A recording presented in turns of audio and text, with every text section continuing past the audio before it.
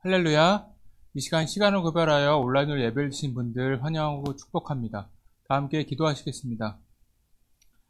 사랑과 은혜가 풍성하신 하나님 아버지 감사합니다. 오늘도 귀한 날 허락하여 주셔서 이 새벽에 주님을 만날 수 있도록 해주심을 감사드립니다. 지금 저희가 세상을 살아갈 때 주님의 마음을 품고 나아가기 원합니다. 오늘도 저에게 말씀하여 주셔서 그 말씀으로 저희의 성품이 변화되고 새로워진 역사가 일어나도록 인도하여 주시옵소서. 이제 말씀을 듣습니다. 말씀을 전하는 자와 말씀을 듣는 모든 성도님들이 함께 은혜 받고 변화되는 귀한 시간이 될 수 있도록 인도하여 주시옵소서. 이 모든 말씀 살아계신 예수님의 이름으로 기도드립니다. 아멘. 오늘 우리에게 주신 하나님의 말씀은 사사기 12장 1절에서 6절까지의 말씀입니다. 에브라임 사람들이 모여 북쪽으로 가서 입다에게 이르되 내가 암몬 자손과 싸우러 건너갈 때에 어찌하여 우리를 불러 너와 함께 가게 하지 아니하였느냐? 우리가 반드시 너와 네 집을 불살리라 하니 입다가 그들에게 이르되 나와 내 백성이 암몬 자손과 크게 싸울 때에 내가 너희를 부르되 너희가 나를 그들의 손에서 구원하지 아니한 고로 나는 너희가 도와주지 아니하는 것을 보고 내 목숨을 돌보지 아니하고 건너가서 암몬 자손을 쳤더니 여호와께서 그들을 내 손에 넘겨주셨거늘 너희가 어찌하여 오늘 내게 올라와서 나와 더불어 싸우고자 하느냐 하니라. 입다가 길르앗 사람을 다 모으고 에브라임과 싸웠으며 길르앗 사람들이 에브라임을 쳐서 물리쳤으니 이는 에브라임의 말이 너희 길르앗 사람은 본래 에브라임에서 도망한 자로서 에브라임과 므낫세 중에 있다 하였음이라. 길르앗 사람이 에브라임 사람보다 앞서 요단강 나루턱을 장악하고 에브라임 사람의 도망하는 자가 말하기를 청하건대 나를 건너가게 하라 하면 길르앗 사람이 그에게 묻기를 내가 에브라임 사람이냐 하여 그가 만일 아니라 하면 그에게 이르기를 시볼렛이라 발음하라 하여 에브라임 사람이 그렇게 바로 말하지 못하고 시볼렛이라 발음하면 길르앗 사람이 곧 그를 잡아서 요단강 나루턱에서 죽였더라. 그때 에브라임 사람의 죽은 자가 42,000명이었더라. 아멘. 고대 그리스에 전해 내려오는 이야기가 있습니다. 한 육상 선수가 경기에서 아쉽게도 2등으로 돌아오게 되었어요. 그는 죽을 고생을 하며 시합 준비를 했지만 군중은 오직 1등만을 향해 이 환호성을 보냈습니다. 승자를 위해 축사가 진행되는 동안에도 집으로 돌아가는 길에도 2등 선수의 귀에는 오직 승자 이름밖에 들리지가 않았어요. 며칠 후 시내 한복판에 우승자를 기려서 거대한 동상이 세워졌습니다. 2등 선수는 또다시 그 동상을 보며 자신이 패자임을 확인해야 했어요.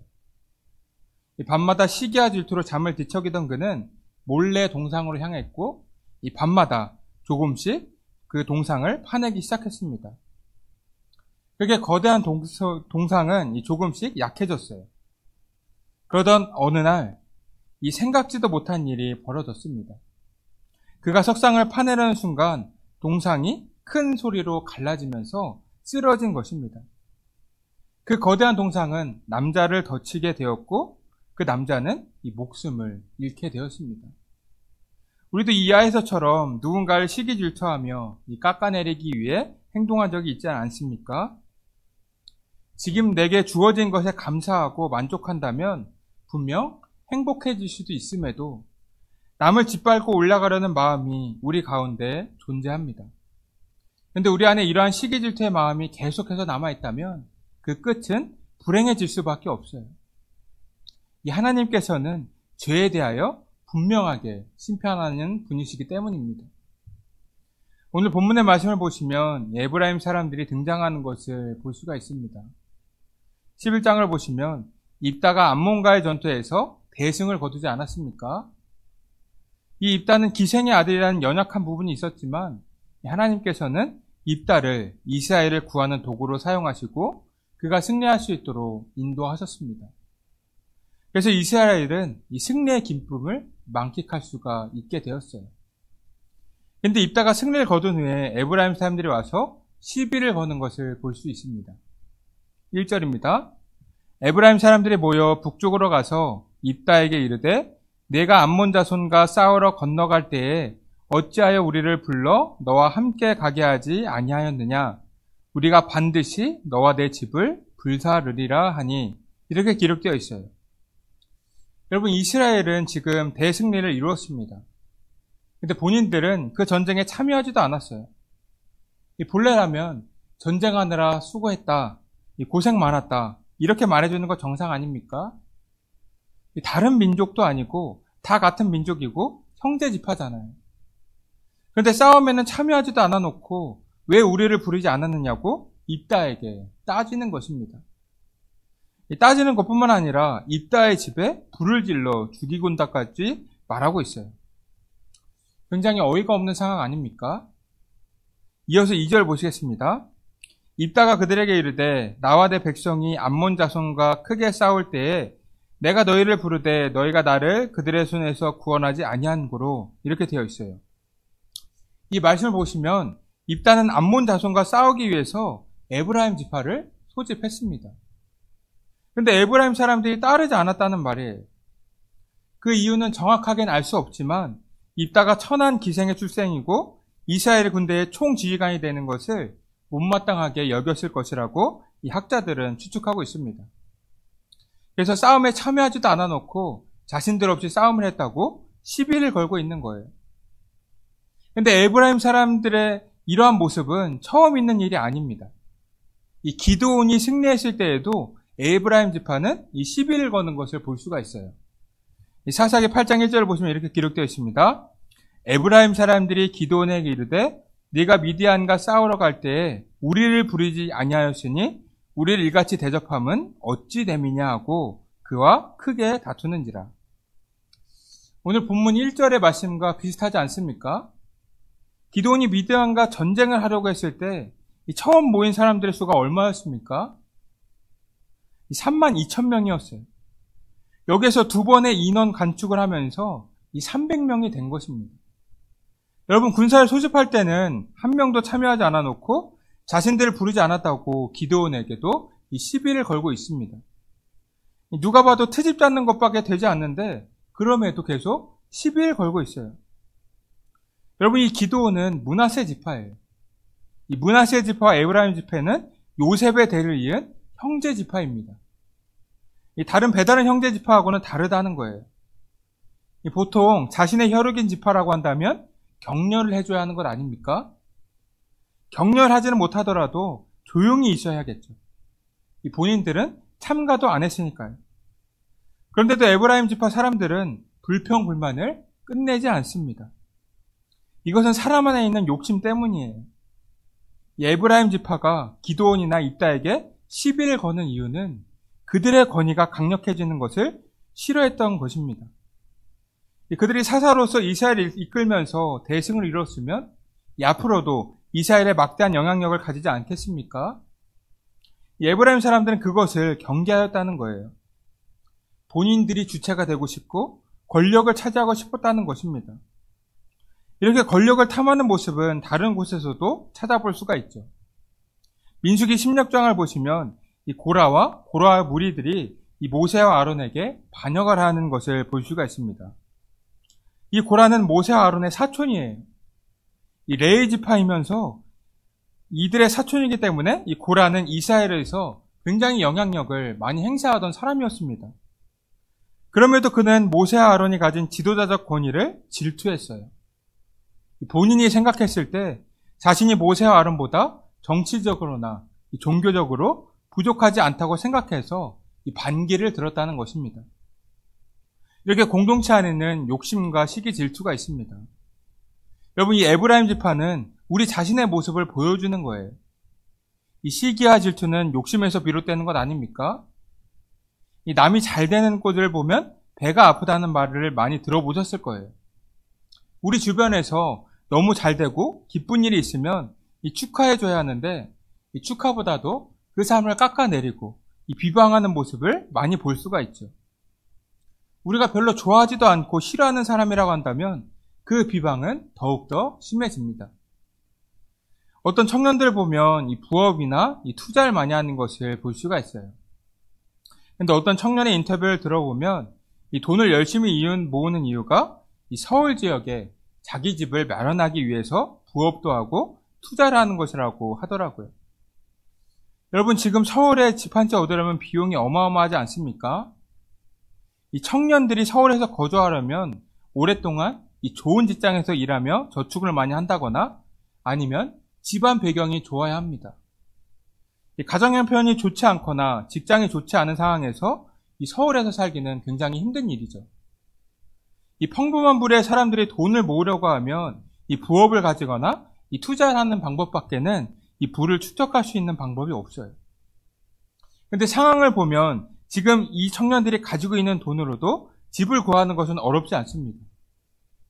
이 서울은 아니더라도 다른 곳에 이 충분히 전세로 들어갈 만한 돈은 가지고 있었어요. 그런데도 서울에 살기 위한 욕심을 내려놓지 못합니다. 일단 서울에 산다고 하면 뭔가 더 가진 것 같고 있어 보이지 않습니까? 저도 제 친구들 중에 이 서울에 사는 친구들 보면 잘 사나 보다 이런 생각을 많이 합니다. 아마도 그런 시선이 자신에게 오기를 바라는 마음에서 그런 것이 아닐까 싶어요. 그렇지 않으면 굳이 직장이 서울이 아닌데 이 서울에서 살 필요가 있습니까? 이것을 뭐 나쁘다고 말할 수는 없지만 이러한 생각의 뒷면에는 욕심이 있다고 생각합니다. 서울에 사는 사람들은 돈도 많고 잘 나가는 사람들이라는 이미지가 있잖아요. 본인도 그러한 그룹에 속하고 싶은 것입니다. 그래서 무리한 투자를 해서 이 돈을 날리는 청년들도 굉장히 많이 있죠. 빨리 돈을 모아서 집을 사고 싶은데 이대로는 안 될 것 같아서 이 코인이나 주식에 투자를 해서 많이 손해를 보게 되었다는 것입니다. 그만큼 사람 안에 자리 잡은 욕심과 시기질투는 이 본능적이라는 거예요. 저나 여러분들에게도 분명히 있을 거예요. 돈을 많이 벌어서 좋은 곳에 살고 좋은 차를 사고 싶은 마음이라든지 우리 자녀들을 명문대에 보내야겠다든지 좋은 혼처의 자녀를 결혼시키고 싶은 마음이라든지 지금 상황에 만족하지 못하는 욕심들이 있다는 것입니다. 교회를 오래 다니고 신앙생활 열심히 했다고 해서 이러한 욕심이 없을 수가 없어요. 이 성경에도 욕심을 통해 심판을 받은 사람들이 굉장히 많이 나오지 않습니까?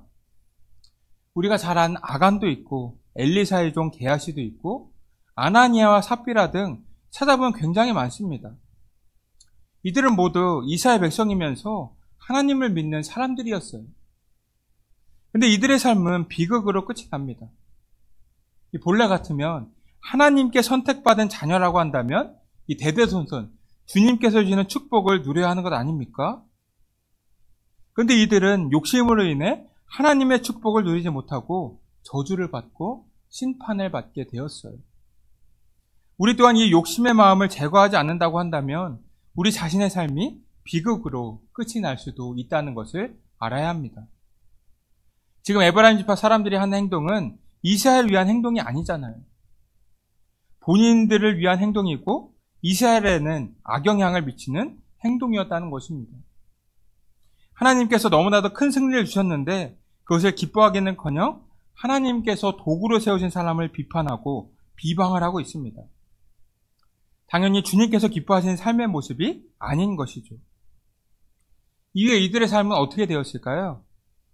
처음 기드온에게 시비를 걸었을 때 기드온은 이들을 위로해 주었습니다. 사사기 8장 3절입니다. 하나님이 미디안의 방백 오렙과 스웹을 너의 손에 넘겨주었으니 내가 한 일이 어찌 능히 너희가 한 것에 비교되겠느냐 하니라. 기드온이 이 말을 하매 그때에 그들의 노여움이 풀리니라. 이 기드온은 300명사로 미디안을 무찌른 것과 미디안의 방백들을 잡은 것이 동등한 일이라고 하면서 이 에브라임 사람들의 권위를 세워주었어요. 사실 이것이 비슷한 일은 아니죠. 300명으로 13만 5천 명을 이긴 것과 방백 2명을 잡은 것은 비교할 수가 없는 일입니다.